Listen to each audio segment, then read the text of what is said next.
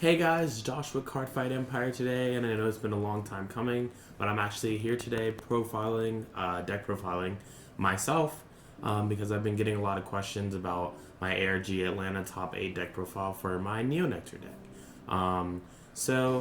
Just a couple things I just wanted to say. So the reason why I wanted to play Nectar for that is because I have Gear Chronicle, and a lot of people were like, "Why didn't you just play Gears? Gears is better." Well, actually, when I play against Gear Chronicle with my Nectar deck, most of the time I come out in a winning scenario. So the matchup for that deck is really good for me because of the defensive plays that you can do and offensively pushing them to where they can't handle it.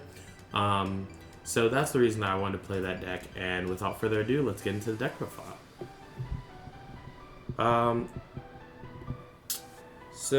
A lot of people have been asking me questions about how'd you run this deck, and how do you do stuff, and why'd you run the things that you did, and I'll get right into that in a second. So first, I'll start with the strides. So I ran 4 Verano.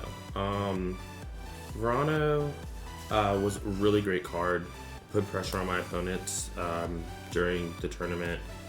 Basically, if you don't know its skill, basically allows you to put a card back from your drop zone in your hand, as well as flipping a card, any card in your G zone, and soul blasting one.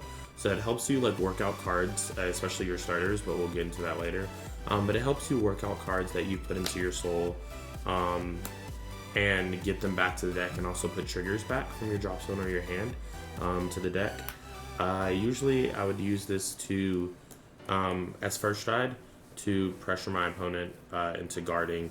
When you make the ideal board that you're supposed to make, you can pretty much make it from having one card in your hand, and that's why I think this deck's so good. And the fact that Verano calls a card, and the card that's called by Verano can boost. So we'll get into that later. I ran 2 Dream Spinning Ahsha. Dream Spinning Ahsha basically put in a lot of work in the tournament. Her skill's pretty basic. It's basically just flip a copy of herself.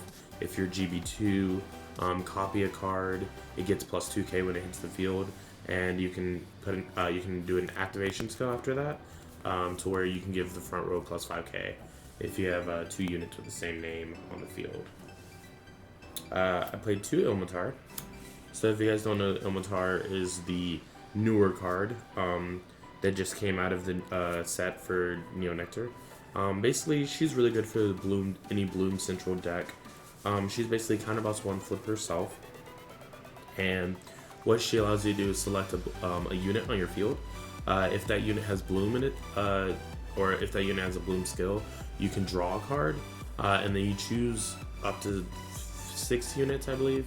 You choose up to 6 units with the same name as the unit that you chose, and then you can give all of those the on-hit ability, and the on-hit is when it hits draw a card, and then if you have 3 or more Bloom units on the field, she gains a crit. So she's pretty good for making your opponent guard. Some matches during the tournament I would G-guard when my opponent gets his stride first. If I have it, I'll G-guard, and then I'll go into Ilmatar because they won't have enough cards in their hand usually to survive that kind of pressure. So it's pretty good. I run 1 Primavera. Primavera's a really great finisher in this deck, and I'll get to that later. But basically, she's really heavy cost. She's counterblast 3. Choose 5 normal units from your drop zone, and discard a card from your hand, and then you can select 2 units on your field and call 2 units. So that's when she attacks, so it just lets you get 5 attacks automatically. So a lot of people were asking why I ran this multivitamin dragon. So I really didn't ever go into it, but say that there is, say that I start with all my combo pieces in my hand, multivitamin ends up being a better ride than Verano, purely because I can just work out everything and give plus 5k. If you guys don't know, multivitamin dragon skill basically gives plus 5k to every other unit with the same name once you play a unit to the field. So say you have a unit here, your Vanguard's here, and then you have another unit here. If you play a unit here and this unit has the same name, this unit will get plus 5k. So it's pretty good. I I ran Once a Breeze, pretty basic. Helps you survive those matchups where either your opponent just doesn't ride to grade 3, or they're trying to play the grade 2 game with you. Either way, this deck is pretty good at the grade 2 game. I actually ran 5G Guardians. The reason for me running 5G Guardians, especially like people are like, oh, why didn't you run Dismal? I didn't feel there was really a need to run Dismal in my deck. So I ran 3 Rain Breath and 2 Verna. Verna's for those matchups where they don't really destroy your field at all, so you just have like a full board. So you're able to do like big G Guardian plays with Verna. And also, Rain Breath is kind of for your bad matchups and as well for like defensive power. And I'll get into that later too.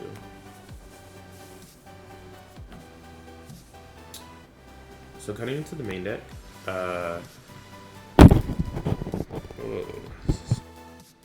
sorry guys, the camera actually stopped filming when my camera fell over, so I thought I was filming the whole time and I finished the deck profile.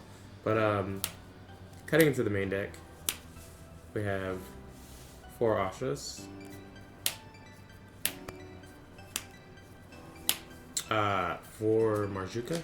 So basically, when you have these 4 or these 8 as your grade 3s, they work very well off of each other. And Ahsha's the basic Strider for Nectar, and then Marjuka works very well as a backup grade 3 against bad matchups like Link Joker, Kagero, Gear Chronicle. Basically, whenever one of your Bloom units is targeted, you can Soul Blast 1, draw a card. Also works very well with the whole engine of this deck. These 8 cards are basically the entire engine of the deck, Marjuka and Rani. So, Marjuka and Rani are work off of each other very well. Marjuka's ability is that whenever another one is placed, you can give plus 3k to a unit, and then if that unit is Rani, then Rani gains an on-hit ability, and that on-hit ability is draw 1 soul charge 1, yeah. When another Rani is placed, Rani's bloom skill is you can select up to 5 units with the name of this or this, and then you can give it plus 1000 continuous power for every bloom unit on the field. So, going to the rest of the grade 2s, I ran 4 Thuria. Basically, I ran 4 Thuria.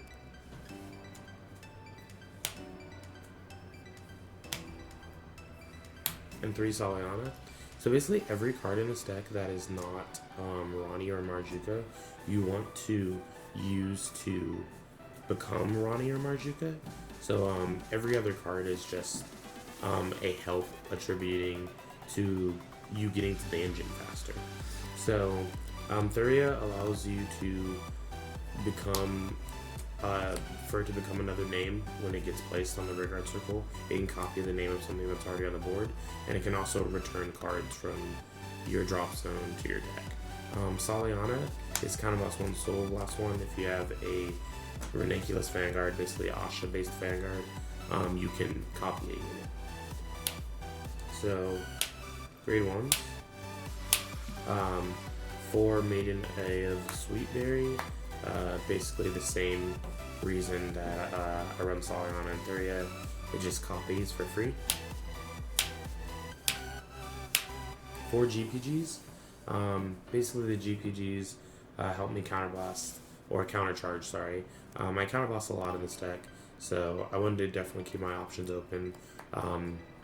And since I run Primavera as well, I wanted to have at least 3 on flip counterblast at all times.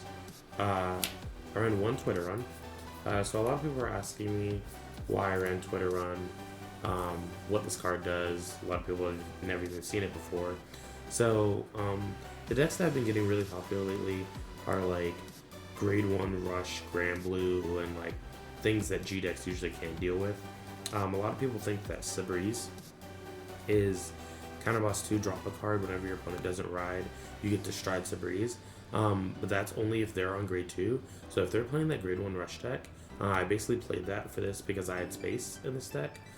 Basically what this does is it's called Air Element Twitter Run, and basically when it's on the field, you can place it on the field, you rest it, and then you if you have a grade 3 Vanguard and your opponent didn't ride last turn, which if they're running that grade 1 Grand Blue deck, they probably won't ride because they don't know that you run this card, probably. So you just play this, you rest it for its ability, you draw a card, and then this goes to your G zone face up, and while it's in your G zone, it counts as a G unit. So it makes you GB1, which is very, very good. And it doesn't leave the G zone until your opponent rides a grade 3 or higher. So even if they're running the grade 2 that they want run in that deck, you won't lose your G break until they ride to grade 3, effectively until you can actually stride. So it forces them to actually fight you or just lose to you because all your G break skills are like too much for that deck, basically. Moving on. 4 stride fodders, pretty basic. It is a stride deck. Grade 0s, around 1, 2 Elmi. So Elmi is basically the best starter that Nectar has in general, and in my opinion, it's going to be very hard for them to make a starter that's better than Elmi for Ahsha based decks. Reason being is that Elmi kind of helps you mitigate through your bad matchups with her skill, and she also allows you to call a board from nothing. So when you have Elmi on the field, you can use her skill. Her skill is that she shoves herself into Soul. You select one of your units on the board, and then you can just get it from your deck and copy it. And then another important part to mention is that the card that gets called out by Elmi at the end of the turn bounces to your hand. So against Link Joker, Gear Chronicle, or like Narukami, Kagero, if they don't blow your cards with Denial Griffin and Kagero, of course, or if they don't head around with Gear Chronicle, you can, if you have one Elmi as your starter, you can use Ahsha's skill when you stride to get a second Elmi.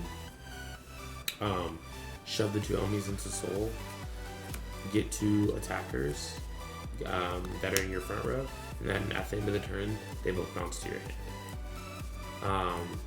So I'll explain more about that later, but Elmi is very useful, very good card. Best starter. Almost MVP, I would say, besides the engine. I ran 8 stand triggers. So the stand triggers in this deck are really important, not just because they are stand triggers, but because of their abilities. But I'll break it down. So starting out with Elizabeth, this card right here. So Cosmo Pixie Elizabeth, basically one of the best cards in the deck. This card is actually limited to 1 in Japan because of a deck that a Japanese player previously came out with, where they made an infinite loop deck using this card. And so they're only allowed to have it at 1 in Japan, which is why I believe that they can't run this version of the deck as efficiently, because this allows you to not deck out while also putting stand triggers and importing units back to your deck. So basically, it's like a Bloom card, and like any other Bloom card, it still activates when another unit of its same name is placed. So you can place another Elizabeth, or you can place a Thuria, and Thuria, before it is actually getting placed to rearguard, you declare a name of who you want to be placed as, and you can get it placed as Elizabeth, and then both of it can use skill as if it's Elizabeth. So Elizabeth, basically, you will declare skill. You can select a normal unit in your drop zone, and you select up to 3 of that unit, or sorry, up to 4 of that unit.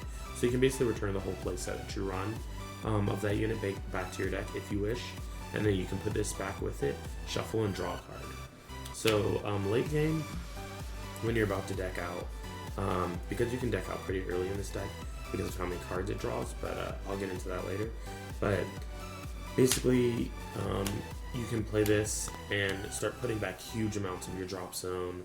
This is really good against Kagero because when they retire your cards, most of the time I win the matchup against Kagero with this deck, even though people think that Kagero would win this matchup by nature, because you're just attacking with big columns and Kagero would just kill you with Denogriffin. But basically, if you just save your Lisbeths, anything that they kill, you can just put back to your deck, and once it hits your deck, your Neo Nectar. So it's pretty easy to get it out onto the board. So that's it for Lisbeth. The other stand trigger that I ran was Maiden of Daybreak. Maiden of Daybreak is basically another stand trigger that when you place it on the board, so when you place it on the board, you actually give 2 units with the same name plus 5k, and then you put it back to your deck and you shuffle.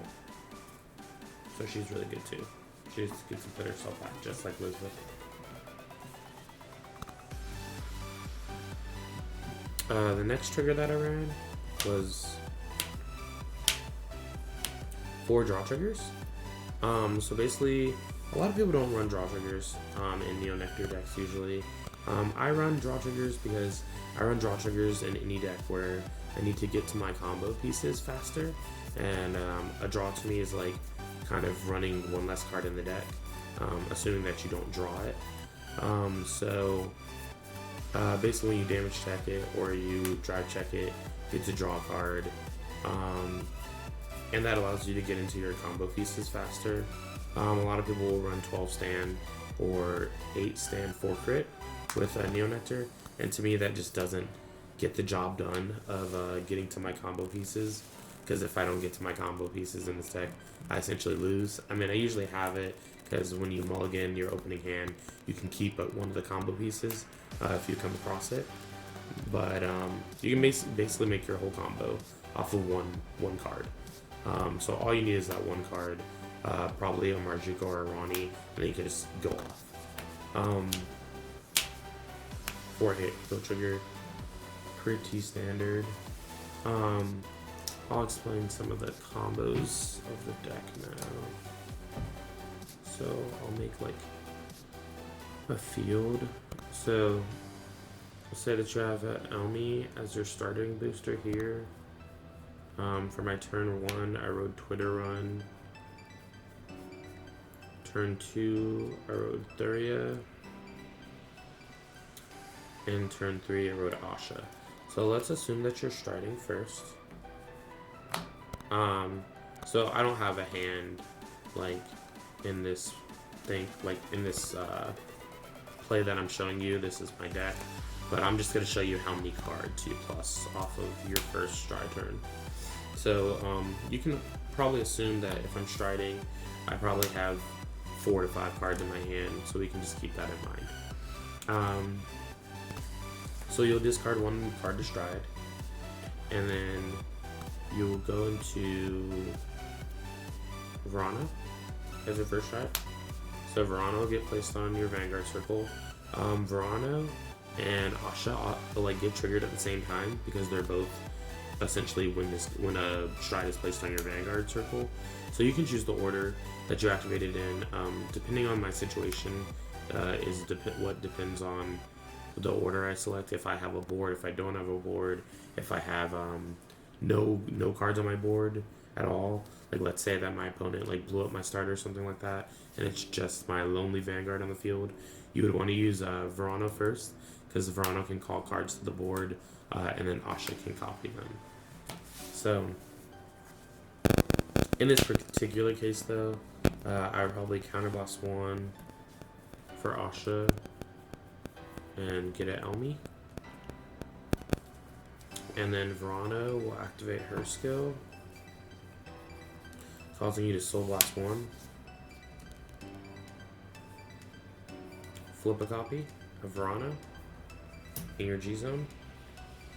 And then you get to choose a card from your hand and a card from your drop zone, triggers and non-triggers, to put back to your deck. So it allows you to get stand triggers back into your deck or draw triggers or heals. Also, when you use heals as a G guard or a regular guard, you can put them back with Verano into your deck, so it's pretty useful. And then Verano allows you to play cards from your hand before you copy. So usually I'll have this in my hand, which is what I was talking about from having one card in hand to start the combo piece. This is the preferred card for me to have in hand, as I can place it here, and then Verano will copy it, and it'll come out here. The card called by Verano can boost, like I mentioned earlier. So basically, this Marjuka is 11k booster over here. When it's placed, this card will bloom, giving plus 3k to your Vanguard or to Marjuka. It really depends on the situation, on who I give it to, because if I feel like they can guard it or I want to make a bigger number, I'll put it here. If I really need this column to hit, to make this column bigger, or I'll just put it on Vanguard if they have some like weird deck that I think needs to make a number, like a bigger number than 26. From there, you're in main phase now. So you can use Elmi number 1, and you'll go through your deck and call a Ronnie. Ronnie will bloom twice. So when Ronnie blooms twice, Ronnie getting placed will cause Marjuka to bloom twice. So that will give plus 6 and 2 on-hit abilities here. And then you can move this back. And Elmi number 2.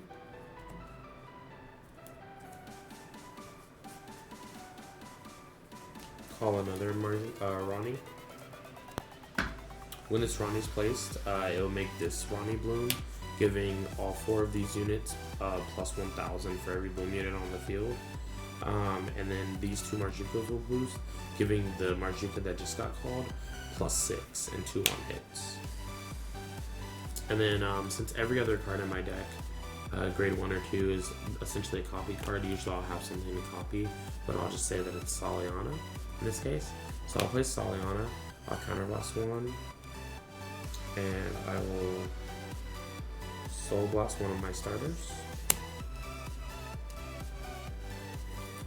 Then I'll search my deck for a Ronnie. Ronnie gets placed over Soliana.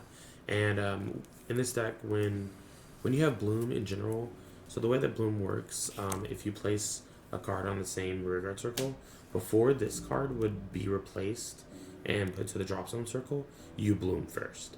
So you would act as if all these units are on the field at the same time coexisting. So if I chose to place it here, these 2 would bloom and these 2 would bloom off of that. But I'm just going to place it here because I don't want to replace these. So when this is placed back here, these will go off twice, making this counter, the Ronnie counter, 3 for your board. And then these will go off once each, giving plus 3k and on hit. So both of these. So when you get ready to swing, this one can boost because it was called by Verano. So you can swing here.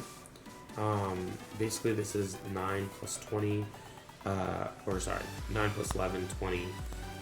20 plus the 9 from the Marjuka skills. So it's 29. And then Ronnie's skill gives both of them 15. So that would be 39, 44, 54, 59. So you're attacking them 59. And on hit, so like let's say that they just take it, right? Because most people can't guard 59. Like when you're first riding and they have like 5 cards in their hand. So when it hits, you draw one. So I'll keep my hand here. I'll just place all the cards I gained to my hand right here. So when it hits, you draw one, soul charge one, draw one, soul charge one, draw one, and soul charge one. Since the draw one, soul charge one stacks, every Marjuka counter that is on these causes you to draw one, soul charge one when it hits. So this is attacking you for 9, got 9k from the Marjuka abilities. So it's 18 by itself, and then 18 plus the Ronnie skill, which is plus 15, 33. So 33 attacks. Let's assume that they can't guard again. Draw 1. Soul Charge 1. Draw 1. Soul Charge 1. Draw 1. Soul Charge 1. Then your Vanguard will attack for 26. We'll just say that you got no triggers on this check, because I want you guys to see the worst case scenario. So you drove check 3 non-triggers, and then at the end of the turn, these 2 got caught by Elmi, so these 2 go back to your hand. So without you having those 4 or 5 cards in hand that we talked about before, you have 1, 2, 3, 4, 5, 6, 7, 8, 9, 10, 11 extra cards in your hand.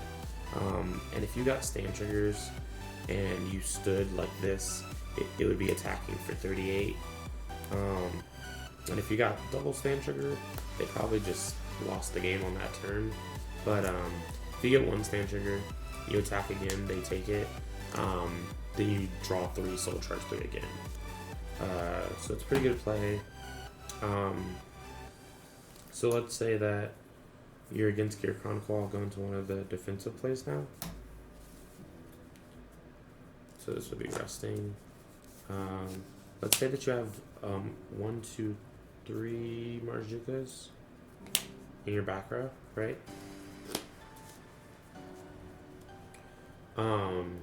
And then we all know how Gear Chronicle does like the loop combo attack thing with Meloman History Maker. It's like 11, 11, 11, 11, 11, 11, 11.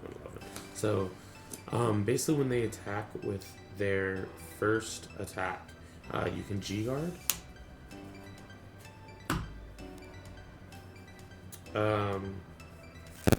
The G-Guard that you place will be Rain Breath Dragon because you need to play a card.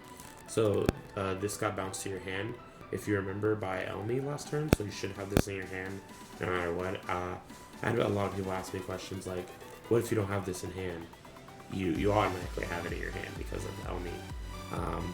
But you place using skill, and then that will cause these 3 units to bloom and give plus 9k Vanguard for the rest of the turn. So for the rest of your turn, this will be a 20k base, and they cannot touch you. They can swing 16, they can swing 19, they can swing whatever they want as long as it's not 20, and they will not hit you. Also good against, it's not just good against Gear Chronicle, but many multiple attack decks. I've won against Aquaforce pretty easily by doing that before. Any multiple attack deck, Murakumo if you come across it somehow.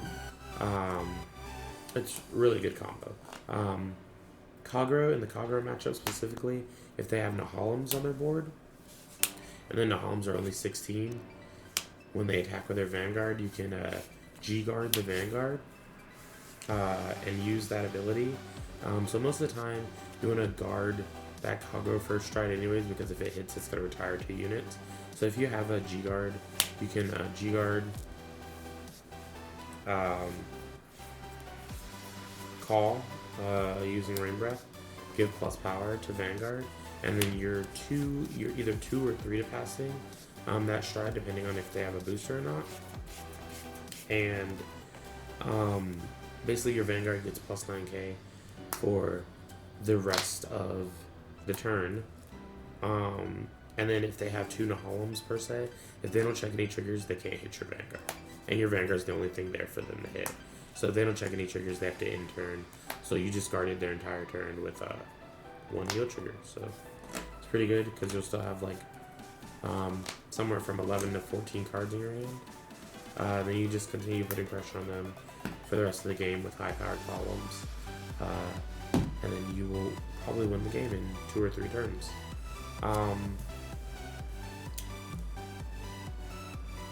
So I said that I would come back to Primavera.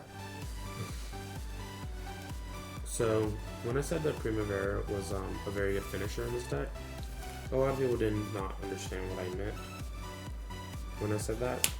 So let's say that you have a Marjuka right here in your back row, another Marjuka here, a Ronnie here, and a Ronnie here. So let's say I played all these from my hand this turn, that I went Primavera, or I used other cards to copy them and get them. So I'm like shuffling my deck just to make a fake drive check.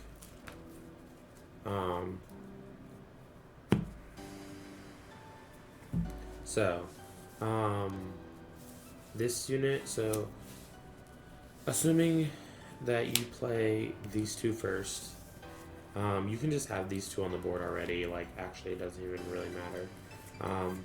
So you play this, these two bloom, give +6 here.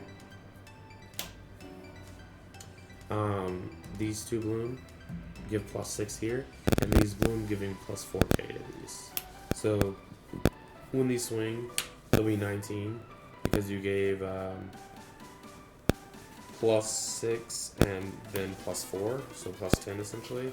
It'll be 19, 19.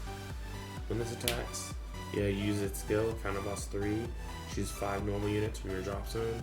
So at this point it's in the late game, so I'd probably say I would have a Marjuka, a Ronnie, a Marjuka, and let's say a PG, right? So this is 5 normal units.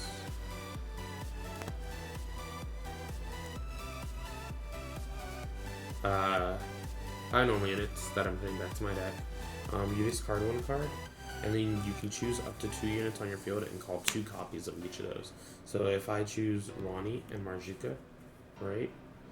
I'm just gonna rest all these to show you guys to play better, even though they didn't boost or anything. So you call Ronnie, Marjuka, and PG is just going back to your deck and shuffling. Now, for this play right here, Primavera is still attacking, but since Bloom triggers before units hit the drop zone from being replaced, you would Bloom from this being placed 1, 2, 3 times. So 3 Ronnie counters. This placed 1, 2, 3 times, 6 Ronnie counters. This place 1, 2, 3, 4 Marjuka counters, so +12. Same thing on this side, +12. And then these bloom 3 each, so +9. So then after you do all the bloom skills, now this is assuming that they're at 5 damage, because you could actually deck yourself out doing this, because all the on hits come with it too. So for example, there are 7 on hits on each one of these. So each one of these, when they hit, you draw 7 soul charge 7. And if you're that late in the game, you might just deck yourself out. But you can also give Marjuka's power to the Vanguard circle, which if you did that, Vanguard would be swinging like 50, 60, 70, something like that. I assume that they have a PG for Vanguard most of the time, which is why I just put it on rear guard. But if they 6 damage heal, you could actually just instantly lose the game. That happened to me one time in the ARG. But when you do all that, let's just assume that you put all powers on here. So you get 21 from all the Marjuka skills, and then all the Ronnie skills. If you just have 4 on the field, let's just assume, gives you 24. So plus 45 to Vanguard. And then when these swing, so let's do a fake drive check. Check 1, PG. Check 2, stand trigger. Power. These will already be standing, so it won't matter. And then check 3, Ahsha. So this swings at base 54, and then this swings at 59, since it got a stand trigger. But it's very good if your opponent doesn't have some way to combat that, either killing your units during the battle phase or whatnot,